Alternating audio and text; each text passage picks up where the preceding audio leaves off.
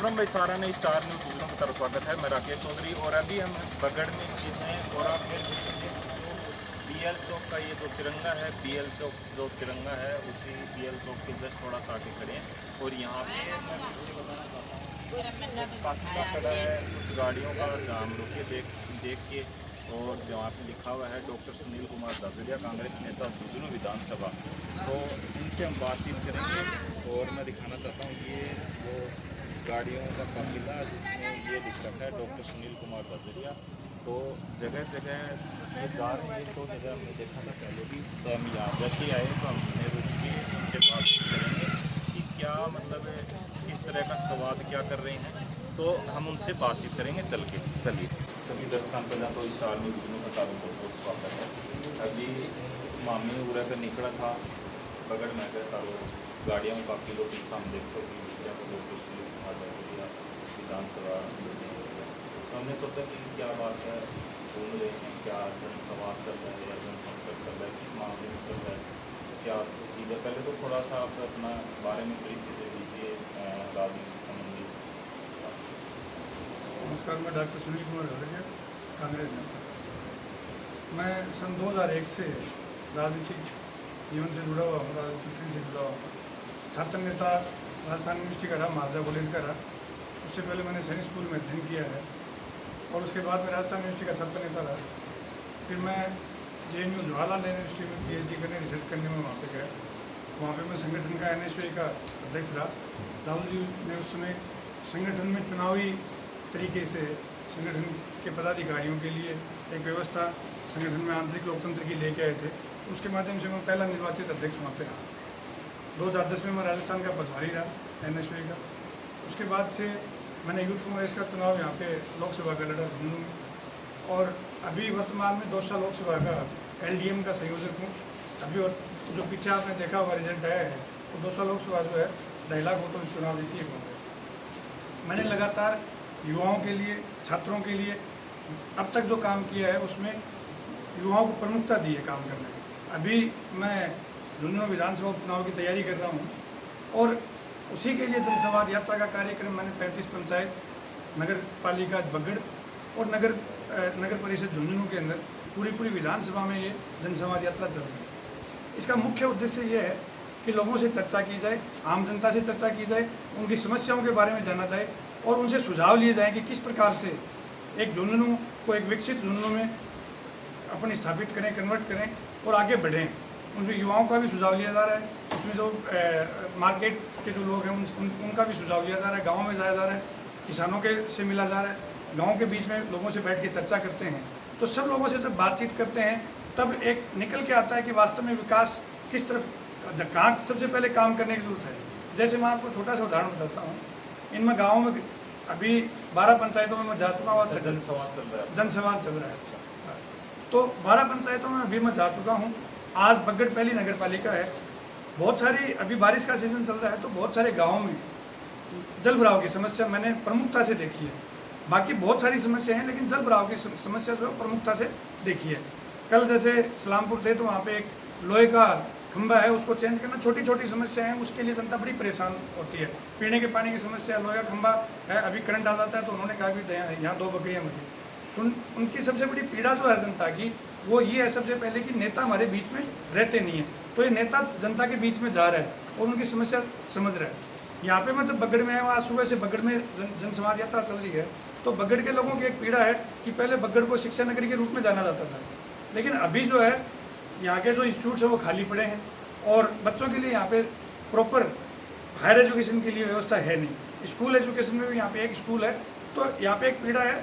मैंने भी लोगों से बातचीत की है, तो मैंने इनको सबको ये प्रॉमिस किया है कि अगर मुझे मौका देती है पार्टी, कांग्रेस पार्टी मौका देती है, मैं विधानसभा में जाता हूँ तो मैं बगड़ को पुनर्स्थापित यहाँ पे एक शिक्षा नगरी के रूप में पुनर्स्थापित कि उसकी तरफ मैं काम करूँगा उसके लिए। बेसिकली मेरा उसके लिए पहले से भी एक विज़न है। लोगों ने यहाँ बताया भी है कि ये शिक्षा नगरी बननी चाहिए और उसके लिए मेरा एक पहले से एक विज़न है कि यहाँ पे एक कोचिंग हब भी लाया जाए।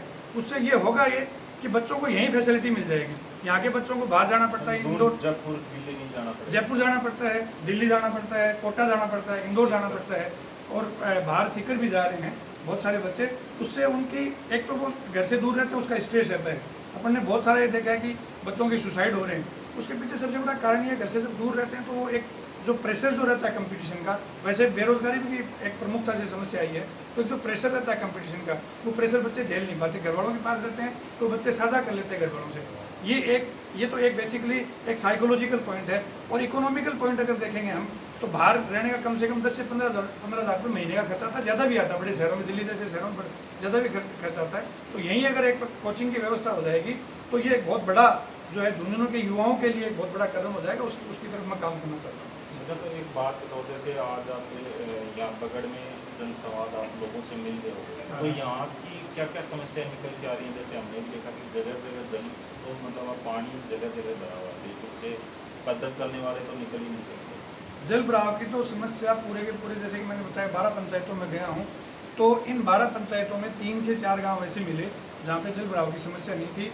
कल सलामपुर में गया था, वहाँ पे भी जल भराव की ज़बरदस्त समस्या थी। और एक जगह तो सलामपुर में ऐसा था कि उसकी वजह से कम 200 घर जो हैं वो पीड़ित हैं, प्रभावित हैं, उनको बहुत बड़ी परेशानी है। उसी प्रकार से बगड़ में जो सड़क हैं वो एक प्रकार से नालों का रूप ले रही हैं, तो इसके ऊपर बहुत ज़्यादा काम करने की ज़रूरत है। अभी हमने जो डेवलपमेंट किया उसका जो स्ट्रक्चर, जो बेसिक स्ट्रक्चर जो है उसको अपन ने अस्त व्यस्त कर दिया है। वो नालियाँ प्रॉपर तरीके से होनी चाहिए, ड्रेनेज प्रॉपर तरीके से होना चाहिए, सीवरेज प्रॉपर तरीके से होना चाहिए, तभी जाके एक जो प्रॉपर व्यवस्था होगी और ये इस प्रकार से जल भराव की समस्या से निजात पाया जाएगा, और उसके लिए मैं काम करूँगा। तो जैसे अभी मैं और भी थोड़ा से आपसे ऐसे सवाल पूछूंगा, जैसे अभी कांग्रेस पार्टी से आप टिकट मांग रहे हो, जनसंवाद कर रहे हो, लोगों से मिल रहे हो, उनकी समस्या जान रहे हो, और आपका शायद लक्ष्य यही है कि अगर मेरे को मौका मिला और मैं अगर विधायक बना तो लोगों की जो मूलभूत समस्याएं जो हैं सबसे पहले मैं उनका निवारण करूँगा।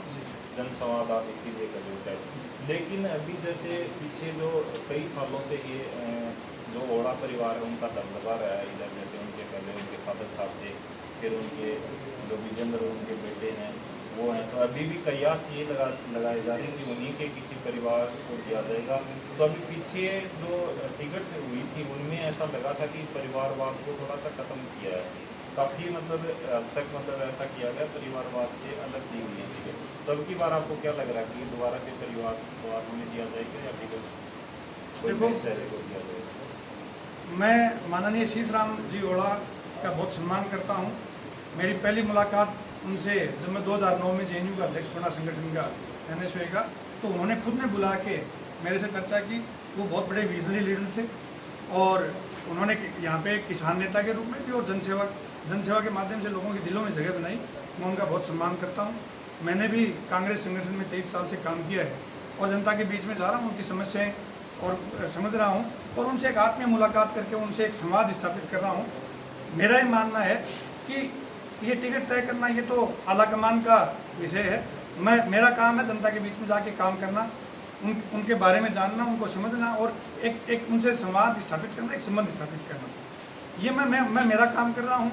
टिकट देना पार्टी का काम है और मुझे लगता है कांग्रेस एकजुट है और मिलजुल के चुनाव लड़ेगी। टिकट देना काम जो है वो एक पार्टी का एक प्रोसीजर है, उसके माध्यम से टिकट मिलती है।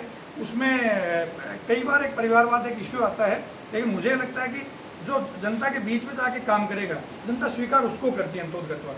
टिकट किसी भी प्रकार से आ जाए, लेकिन जनता के बीच में काम करना जरूरी है, वो जनता की सेवा की भावना जरूरी है। ये महत्व की बात। जैसे अगर दोबारा से अगर पार्टी दोहरा दे, मतलब उनके परिवार से किसी को अगर टिकट दे, तो आपको क्या लगता है कि परिवारवाद ये गलत है या सही है? सिर्फ यस या नो? yes या no, politics is never in a black and white setup. It's a kind of colored setup basically. मूल बात ये है कि नेता जो है वो जनता से कनेक्ट कर रहा है या नहीं कर रहा है। मूल सवाल ये है, नेता में जन भावना, नेता के साथ में जन भावना है या नहीं है, नेता सेवा करना चाहता है या नहीं है, बस मूल बात ये है। और टिकट देना पार्टी का काम है। खैर मैं ये मानता हूँ जो भी नेता है वो चाहे उनके परिवार से कोई राजनीति में हो या चाहे वो किसी सामान्य बैकग्राउंड से आए, उसकी भावना जो है वो जनसेवा की होना चाहिए।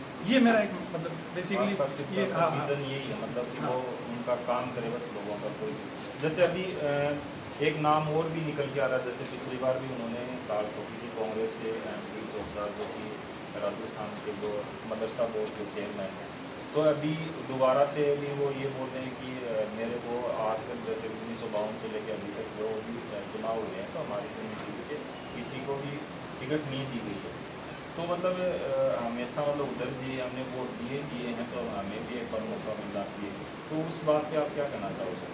मैंने जैसे बताया कि टिकट तय करने का विषय जो है वो आला कमान का है और वो भी जनसेवा में विश्वास रखते हैं।